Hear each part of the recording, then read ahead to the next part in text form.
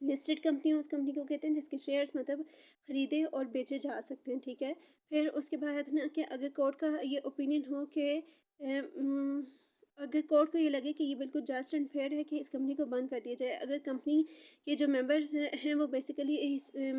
उतने मेंबर्स ना रहें, और अगर जो if the company cease to its member, ठीक है, और अगर कंपनी के मेंबर्स ही जो हैं वो बेसिकली ना रहें, और अगर कंपनी का जो लाइसेंस है वो रिवोक हो जाए, ठीक है।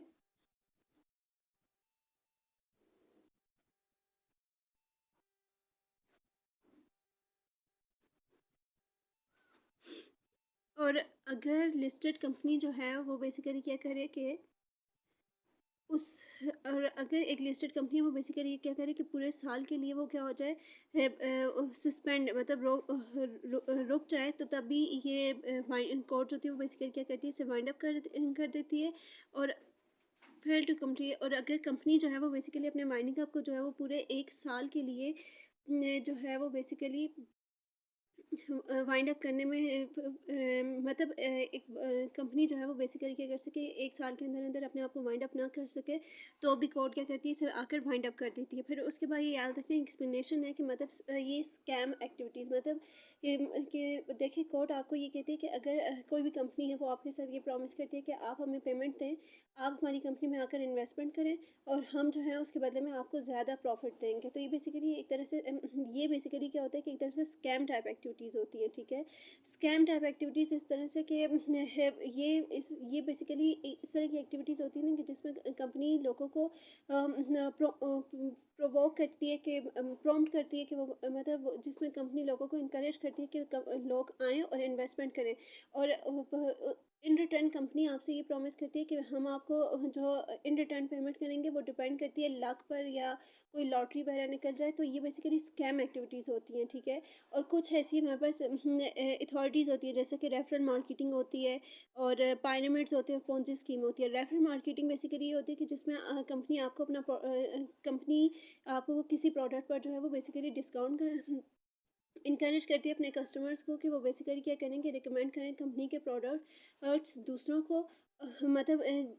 ये एक रेफर मार्केटिंग ही होती है ना कि जिसमें कंपनी आपको ये कहती है कि आप उसके प्रोडक्ट्स दूसरे लोगों को रेफ़र करें, ठीक है। और इन रिटर्न वो आपको उन प्रोडक्ट्स पर जो है वो 10% डिस्काउंट देती है। तो ये बेसिकली ये एक इलीगल और अनसस्टेनेबल एक्टिविटी है। दूसरी एक और है हमारे पास Ponzi scheme. Ponzi scheme basically ये होती है कि जिसमें नए आने वाले जो मेंबर्स की जो फंडिंग होती है ना, वो अर्लियर मेंबर्स को उनकी फंडिंग दे दी जाती है, ठीक है। तो इसमें बेसिकली क्या होता है, रिस्क बहुत ज़्यादा होता है, ठीक है। लेकिन हाँ, बहुत ज़्यादा प्रॉफिट भी ये ऑफ़र करती है, बहुत ज़्यादा रिस्क भी। और एक और होती है जिसमें पायरामिड पायरामिड स्कीम बेसिकली क्या होती है कि वो स्कीम होती है जिसमें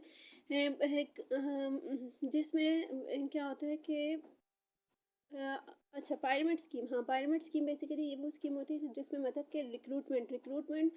का मतलब होता है कि एक कंपनी जो है वो बेसिकली क्या करती है कि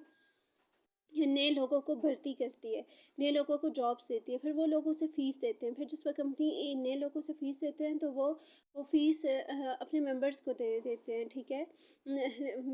वो ये जो फ़ीस होती है वो बेसिकली क्या होता है कि participants earn money by recruiting, मतलब इसमें होता है कि जो पार्टिसिपेंट्स होते हैं ना वो लोगों को जॉब्स देते हैं, उनसे फ़ीस लेते हैं, तो और इस तरह से वो पैसे अर्न करते हैं। तो ये बेसिकली क्या है कि ये इलीगल और अनसस्टेनेबल एक्टिविटी है, ठीक है। तो इन चीज़ों से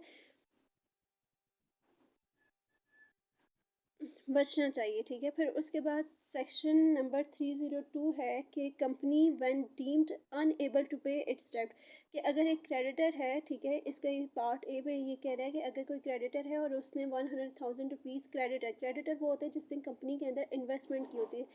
मतलब क्रेडिटर वो होता है जिसने कंपनी को पैसे दिए होते हैं, ठीक है। अब यहाँ पर अगर क्रेडिटर जो है उसने 100,000 रुपीज़ जो है वो कंपनी को पैसे दिए थे, क्रेडिटर